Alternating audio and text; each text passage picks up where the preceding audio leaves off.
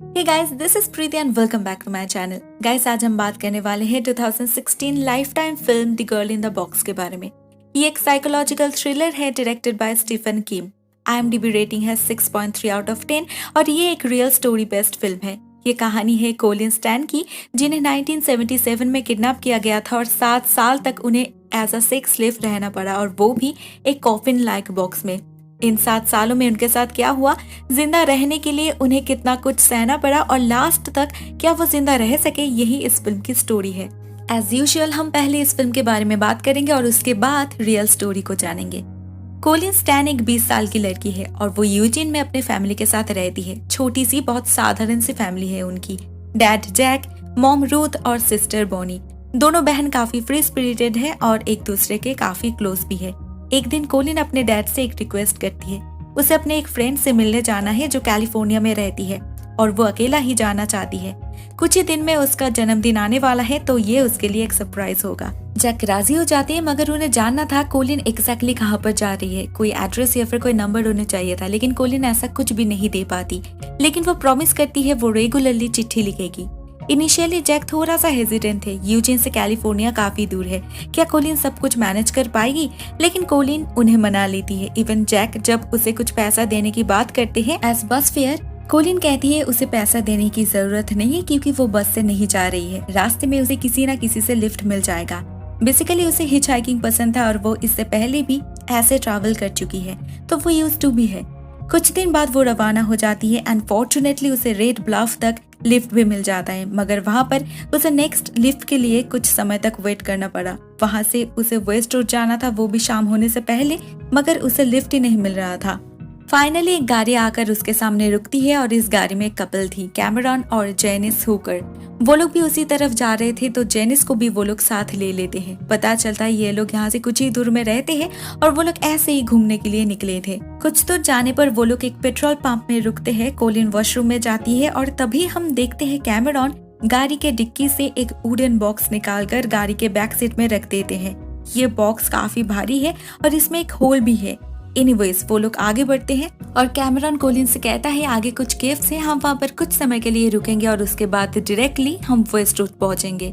Colin थोड़ा सा डर जाती है, मगर जेनिस उसे प्रॉमिस करती है वो लोग शाम होने से पहले ही उसे वेस्ट रूट तक ड्रॉप कर देंगे। कैमरॉन उस स्पॉट में जाकर गाड़ी रोक देते हैं और ये जगह मेन रोड से दूर जंगल के अंदर है।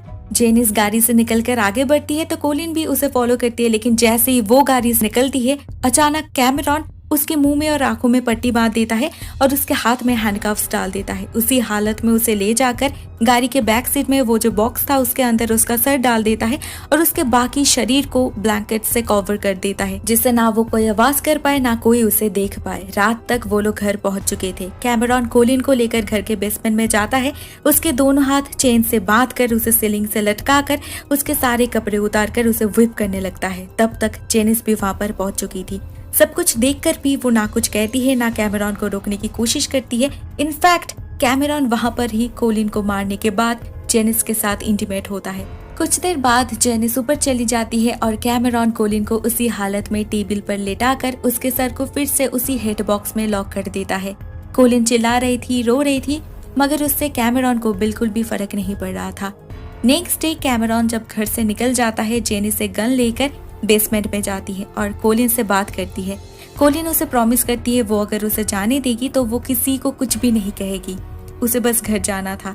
रात में कैमरॉन लौटने पर जेनिस उससे पूछती है वो इस लड़की के साथ क्या करना चाहता है और कितने दिन वो लड़की यहाँ पर रहने वाली है। कैमरॉन कहता है बस और कुछ ही दिन की बात है और उसके बाद वो लोग उसे कहीं दूर छोड़ आएंगे। जेनिस जानती है अगर वो उसे जाने देंगे तो वो जरूर पुलिस को कांटेक्ट करेगी। उसे ये भी पता है कि ये घर रेड ब्लफ के आसपास किसी जगह में है, तो उसे छोड़ना उनके लिए बहुत ही ज्यादा रिस्की होगा। कैमरॉन कहता है तो फिर उसे हमारे साथ ही रखना होगा। इस बात से जेनिस नाराज हो जाती है। उसे इस घर में और किसी लड़की का प्रेजेंस बिल्कुल भी पसंद नहीं था, लेकिन वो कोलिन के लिए बिल्कुल भी सिंपैथेटिक भी नहीं था। वो सिर्फ अपने बारे में सोच रही थी। उसे डर है कैमरॉन किसी दिन उसके साथ भी इंटीमेट हो सकता है और ये वो सहन नहीं कर पाएगी। उनके बातों से हमें ये भी पता चलता है कैमरॉन अपने पत्नी के साथ भी ऐसा ही बर्ताव करता था। वो जब सिर्फ 5 साल का था तब से ये उसका एक फैंटेसी है। उसे लड़कियों को फिजिकल अब्यूज करना पसंद है। उनके चिल्लाने से उसे खुशी मिलती है और उन्हें दर्द देकर वो एंजॉय करता है। बॉन्डेज, टॉर्चर, ये सब उसके लिए सिर्फ एक गेम है। जब तक उसे और कोई नहीं मिला था तब तक वो जेनिस के ऊपर ही ये सब अप्लाई करता था। इनिशियली जेनिस अलाउ भी करती थी, लेकिन बाद में वो और सहन नहीं कर पा रही थी, तो उन लोगों ने एक प्लान बनाया। वो लोग किसी और लड़की को किडनैप करेंगे जो सिर्फ टॉर्चर सहन करने के लिए ही रहेगी। जेनिस अभी एक फैमिली शुरू करना चाहती है, तो उसके हिस्से का टॉर्चर को किसी को तो भुगतना ही था। इसीलिए उन लोगों ने कोलिन को यहाँ पर उठाकर लाए हैं, जिससे उन लोगों की मैरिड लाइफ डिस्टर्ब ना हो। देखते देखते 6 महीने बीत गए। ऐसे ही सब कुछ चलता रहा। खाने के लिए वो लोग उसे लेफ्ट ओवर्स देते थे और अभी कोलिन एक कॉफिन लाइक बॉक्स में रहती है, जिसमें कुछ होल्स है जिससे उसे सांस लेने में कोई तकलीफ ना हो, और उसके अंदर ही उसके लिए टॉयलेट पैन भी है। दिन में मैक्सिमम टाइम वो उसी बॉक्स में रहती थी, अगर बाहर आती भी तो सिर्फ मार खाने के लिए। जेनिस बहुत खुश है क्योंकि उसका प्लान सक्सेसफुल रहा। Recently she got pregnant. उसे वीपिंग की आवाज तो रोज सुनाई देती थी, लेकिन उसे कभी कभी ये एहसास होता था कि शायद अभी कोलिन को रिलीज कर देना चाहिए, और वो इस बारे में कैमेरॉन से भी बात करती है। मगर कैमेरॉन अपने फैंटेसी के बिना एक दिन भी नहीं रह पाता। अगर कोलिन चली जाएगी तो मार खाने के लिए कौन रह जाएगा, और उसे छोड़ने के बाद अगर वो पुलिस लेकर वापस आ गई तो। दूसरी तरफ कोलिन की पेरेंट्स भी काफी टेंशन में है। पिछले कई दिनों से उन्हें कोलिन की एक भी चिट्ठी नहीं मिल रही थी। वो लोग ऑलरेडी पुलिस में रिपोर्ट कर चुके थे, पुलिस भी उसे ढूंढ रही थी, मगर उसका कोई भी ट्रेस नहीं मिल रहा था। और वैसे भी पुलिस का कहना था कोलिन अडल्ट है तो वो अपने मर्जी से कहीं भी जा सकती है। देखते देखते और 1 महीना बीत गया और हम फिर से हुकर फैमिली को देखते हैं। हम देखते हैं जेनिस के पैर में, मतलब राइट लेग में एक ऑपरेशन हुआ है और उसे एक हेल्पिंग हैंड की जरूरत है। तभी कैमेरॉन को याद आता है उसने बहुत पहले एक मैगजीन में कंपनी के बारे में पढ़ा था। ये कंपनी सिर्फ लड़कियों को बेचती ही नहीं थी, इनफैक्ट जो आदमी लड़कियों को खरीदता था उसके सिक्योरिटी का रिस्पॉन्सिबिलिटी भी लेती थी। उनके लिए ये लड़कियां एक प्रकार की स्लेव्स होती है, और अगर कोई भी स्लेव भाग जाए तो ये कंपनी ही उसकी जिम्मेदारी लेती है। इसी मैगजीन में उस कंपनी का एक कॉन्ट्रैक्ट फॉर्म भी था, तो कैमेरॉन कोलिन को जाकर कहता है वो भी इस कंपनी का एक पार्टनर है और कोलिन को इस कॉन्ट्रैक्ट में साइन करना होगा, जिससे आज से वो एक रजिस्टर्ड स्लेव बन जाएगी और कैमेरॉन उसका मास्टर। वो उसे ये भी कहता है जेनिस भी ऐसे ही किसी और मास्टर की स्लेव हुआ करती थी। उन्होंने उसे इतना मारा कि उसने भागने की कोशिश की, मगर कंपनी ने उसे ढूंढ लिया और बदले में उसकी इतनी पिटाई की कि उसके राइट लेग में परमानेंट फ्रैक्चर हो गया। वो लोग तो उसे मारने ही वाले थे, लेकिन कैमेरॉन ने उसे खरीद लिया और अभी वो उसकी पत्नी है। उसके पैर को ठीक करने के लिए ऑलरेडी 3 बार ऑपरेशन हो चुका है, लेकिन अभी भी उसका पैर ठीक नहीं हुआ। सब कुछ सुनने के बाद भी कोलिन साइन नहीं करना चाहती थी, क्योंकि वो जानती थी अगर उसने एक बार साइन कर दी तो उसके बाद वो कभी भी भाग नहीं पाएगी। लेकिन कैमेरॉन उसके फैमिली को हार्म करने का थ्रेट देता है। इनफैक्ट कंपनी अगर चाहेगी तो उसके बहन बॉनी को भी वो लोग किडनैप कर सकते हैं बहुत इजीली। इसे सुनने के बाद कोलिन के पास और कोई ऑप्शन ही नहीं था साइन करने के अलावा। वो साइन कर देती है और उसी दिन से कोलिन उस घर की स्लेव बन जाती है। उसे एक कॉलर दिया जाता है और एक नाम भी, के, द लेटर के। इतने दिनों तक उसे नेकेड ही रहना पड़ता था। अभी उसे एक गाउन मिलता है, लेकिन ऑर्डर ये है जब भी उसका मास्टर अटेंशन कहेगा उसे फिर से नेकेड होकर वीपिंग सहन करने के लिए रेडी हो जाना पड़ेगा। उसे इस घर का सारा काम करना पड़ता था, तो उसे कोई देख ले इस डर से वो लोग विंडोज को हमेशा क्लोज्ड रखते थे। इस बात से इस घर के लैंडलॉर्ड को थोड़ा सा शक होता है। वैसे भी वो लास्ट मंथ से कह रहे हैं उन्हें फर्निशिंग चेक करने उनके घर के बेसमेंट में जाना है, मगर कैमेरॉन उन्हें अलाउ नहीं कर रहा। लेकिन इस बार जब उन्होंने कहा वो और लेट नहीं कर सकते, उन्हें इंश्योरेंस पेपर भी सबमिट करना है, तो कैमेरॉन इस घर को छोड़ने का डिसीजन लेता है। कुछ दिन बाद वो लोग रेड ब्लफ में ही एक दूसरे घर में शिफ्ट हो गए और इस घर में कोलिन को उनके बेड के नीचे एक बॉक्स में रहना पड़ता था। इसी घर में उनकी बच्ची एम्बर का जन्म होता है।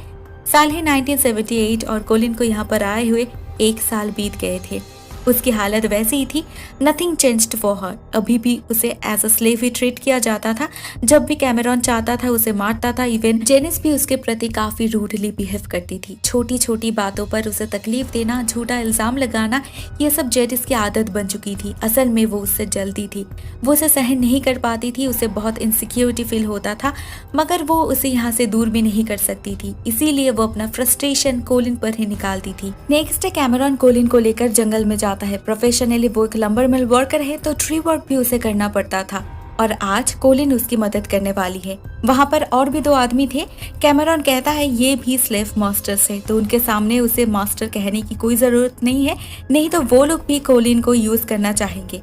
कैमरॉन काम करने लगता है और गलती से वो खुद को ही घायल कर देता है। वो हिल तक नहीं पा रहा था। कोलिन को मौका मिल जाता है भागने का, मगर उसे पता है कंपनी रन अवे स्लेव्स के साथ क्या करती है और उसे रिस्क नहीं लेना था। तो वो वुंडेड कैमरॉन को लेकर घर वापस आ जाती है और उसका फर्स्ट एड भी करती है। इसी बीच कैमरॉन एक बार कोलिन के साथ इंटीमेट होने का ट्राई भी किया था, मगर जेनिस ऐसा होने नहीं दिया। ऐसे ही 3 साल बीत गए और अभी भी कोलिन को उसी बॉक्स में रहना पड़ता है। उसे कोई भी आइडिया नहीं है इतने साल बीत गए, लेकिन जब वो एम्बर को देखती है, वो बड़ी हो चुकी है, उसे एहसास होता है बहुत दिन हो गए वो अपने परिवार से दूर है, लेकिन उनके खुशी के लिए ही उसे दूर रहना होगा। एक दिन कैमरॉन और जेनिस अपने बच्चे के साथ कुछ दिनों के लिए घूमने जाते हैं और कोलिन उसी बॉक्स में बंद रह जाती है। कुछ समय तक तो सब कुछ ठीक था, लेकिन अचानक उसे सफोकेशन फील होने लगा और उसे प्यास भी लग रही थी। तो बचने के लिए उस बॉक्स को तोड़कर वो बाहर निकल आई और अभी वो इस पूरे घर में बिल्कुल अकेली है। शी इज फ्री, वो जो चाहे कर सकती है, जहाँ चाहे जा सकती है। कुछ दिन बाद कैमरॉन अपने परिवार के साथ लौट आता है और उस बॉक्स की हालत देखकर वो डर जाता है। कोलिन वहां पर नहीं थी, वो कहीं नहीं थी, लेकिन फिर भी कैमरॉन उसे ढूंढने लगता है। घर के अंदर, बाहर और बाथरूम में उसे कोलिन मिल जाती है। मतलब इस बार भी कोलिन नहीं भाग पाई थी।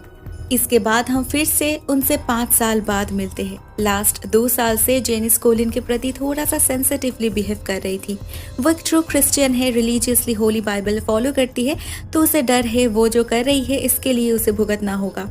और वैसे ही कैमरॉन उसका ब्रेन वॉश कर रखा है। अकॉर्डिंग टू हिम बाइबल में ये लिखा है एक आदमी की 1 से ज्यादा पत्नी हो सकती है, तो जेनिस को भी उसे शेयर करना सीखना होगा। कोलिन भी ये मानती है गॉड चाहते हैं, इसीलिए वो यहाँ पर है, इसीलिए उसके साथ ये सब हो रहा है।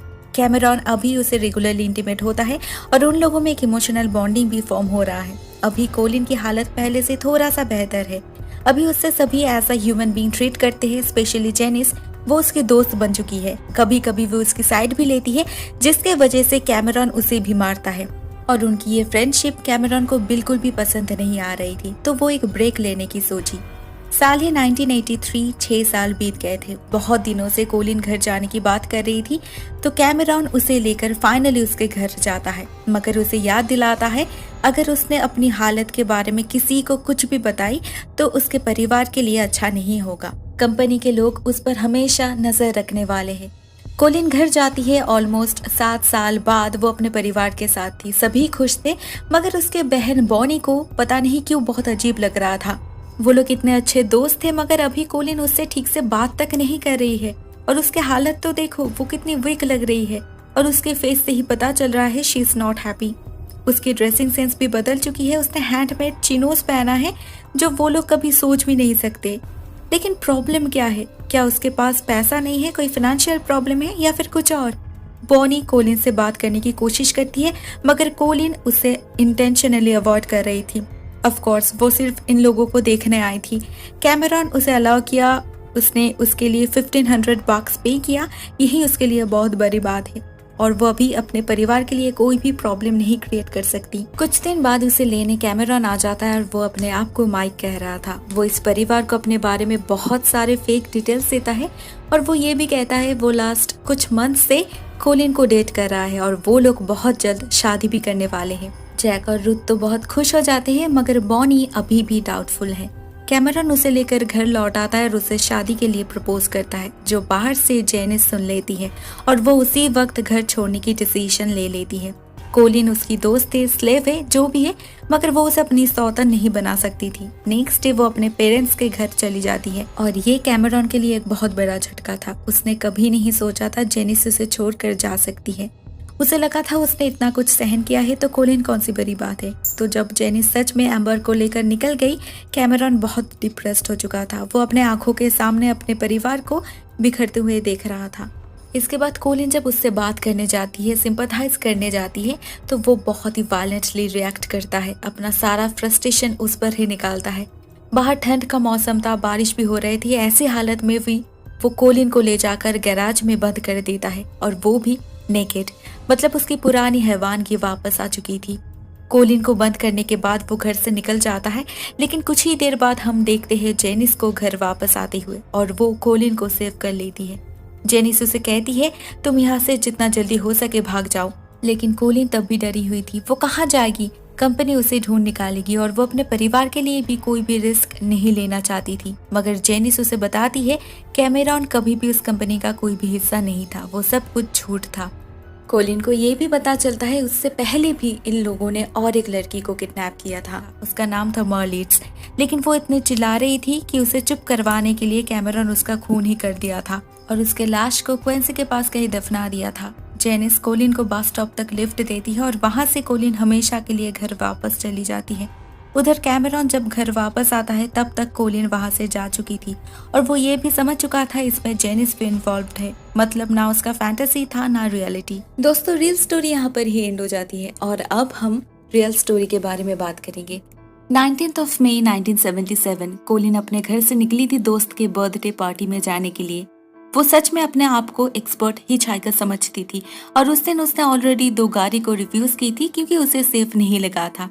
एंड लास्ट में उसे कैमेरॉन और जेनिस की ब्लू कार दिखी और उस गाड़ी में एक बच्ची भी थी।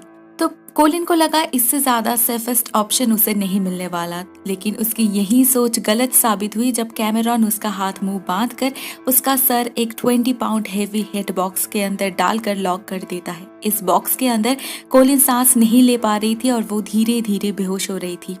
23 ईयर्स ओल्ड कैमेरॉन को बॉन्डेज फैंटेसी था। कोलिन से पहले वो अपने पत्नी 19 ईयर्स ओल्ड जेनिस के ऊपर ये सब अप्लाई करता था। उनकी एक बेटी भी थी, तो जेनिस के लिए ये सब सहन करना और पॉसिबल नहीं हो रहा था। तो उसे रिप्लेस करने के लिए उन्हें इमीडिएटली एक लड़की की जरूरत थी। तो उन लोगों ने कोलिन को किडनैप कर लिया। फिल्म में जैसा दिखा गया है, चेन से बांधकर उसे टॉर्चर किया जाता था। She was beaten, electrocuted, whipped, burned and raped. उसे दिन में 23 आवर्स उसी बॉक्स में रहना पड़ता था। 1 या 2 घंटे के लिए उसे बाहर निकाला जाता था, तो भी सिर्फ घर को क्लीन करने के लिए, मार खाने के लिए और बेबी सिटिंग के लिए। इन रियलिटी कोलिन को लाने से पहले ही इस कपल की ऑलरेडी एक बच्ची थी और उनका सेकंड बेटी का जन्म हुआ था उसी बेड पे जिसके नीचे कोलिन रहती थी। तो उनके घर में ये जो 2 बच्ची रहती थी, उन्हें कभी लगा ही नहीं कोलिन वहां पर हॉस्टेज है। इनफैक्ट उन्हें कभी यही नहीं पता चला कि कोलिन उसी घर में रहती थी। ऑल्दो उसे रेगुलरली ब्रूटली टॉर्चर किया जाता था, लेकिन उससे भी ज्यादा वो कंपनी से डरती थी। उसे कहा गया था वो एक सैटानिक ऑर्गेनाइजेशन है और अगर वो कुछ भी गड़बड़ की तो वो लोग उसके परिवार को हानि पहुंचा सकते हैं। एट वन पॉइंट उसे उसके घर भी भेजा गया था, लेकिन वो चाहकर भी कुछ नहीं कह पाई। उसके मन में एक अजीब सा डर बैठ गया था। कैमेरॉन जब उसे लेने उसके घर गया था, उसके परिवार के सामने ये कहा वो लोग कपल है और वो लोग बहुत जल्द शादी करने वाले हैं, तो उसकी माँ रुथ ने उनकी एक हैप्पी लुकिंग पिक्चर क्लिक की थी, जिसे देखकर बहुत लोग कहते हैं शायद तब कोलिन स्टॉकहोम सिंड्रोम की शिकार हुई थी। शायद उसे भी कैमेरॉन पसंद आने लगा था। इन 1994 जब उसे भागने का मौका मिला, तब भी वो इतनी डरी हुई थी कि उसने पुलिस में रिपोर्ट नहीं की। 3 महीने बाद जेनिस खुद पुलिस में जाकर सब कुछ बताई और तब जाके कैमेरॉन हुकर को अरेस्ट किया गया और उसे 105 इयर्स की जेल हुई। जेनिस मॉलिस के बारे में भी सब कुछ बताई थी। मतलब सच में उस नाम से कोई लड़की थी, मगर बहुत ढूंढने के बाद भी उसकी लाश नहीं मिली थी। उसने कोर्ट में कैमेरॉन के अगेंस्ट गवाही दी तो उसे सजा नहीं मिली थी, फुल इम्यूनिटी मिल गया था। उस बॉक्स में रहने के कारण कोलिन को chronic back and shoulder pain की प्रॉब्लम हुई थी, तो फ्री होने के बाद उसे एक्सटेंसिव थेरेपी लेना पड़ा फिर से फिजिकली एंड साइकोलॉजिकली रिकवर करने के लिए। अभी कैमेरॉन जेल में है और कोलिन अपने पति और बेटी के साथ खुश है। वो अभी भी कैलिफोर्निया में ही रहती है, but with a new identity. Janice Hooker भी नई पहचान के साथ कैलिफोर्निया में ही रहती है, लेकिन उन लोगों में कोई भी कांटेक्ट नहीं है। इस केस को FBI हिस्ट्री में अनपैरेलल माना जाता है। जेनिस अपने स्टेटमेंट में ये भी बताई थी कि कैमेरॉन इतने अच्छे से उसका ब्रेन वॉश किया करता था कि उसके लाइफ में ये सब कुछ बॉन्डेज, टॉर्चर कुछ हद तक नॉर्मल हो चुका था। इनफैक्ट उसने जब कोलिन को भागने में मदद की थी, तब भी उसने कोलिन को रिक्वेस्ट की थी कि वो किसी से कुछ ना कहे। मगर फाइनली जब उसे रियलाइज हुआ उसने कितनी बड़ी गलती की है और असल में कैमेरॉन एक दरिंदा है जो कभी भी चेंज नहीं हो सकता, तब जाके उसने रिपोर्ट की। दोस्तों, ऐसे किडनैपिंग केसेस तो बहुत सारे हैं और उनकी रियलिटी भी काफी भयानक है। ओनली गॉड नोस इन लोगों के ऊपर से क्या बीती है। ये तो कुछ गिने चुने केसेस है जो रिपोर्ट किया गया था और हम सबको इनके बारे में जानकारी मिली। शायद ऐसे हजारों और भी केसेस है जो अभी तक हिडन है, लेकिन सच को ज्यादा दिन तक छुपाया नहीं जा सकता। दोषियों को सजा जरूर मिलेगी। इसी उम्मीद के साथ मैं ये वीडियो यहाँ पर ही एंड करती हूँ। Thank you so much for watching this video guys. Stay safe. Tata.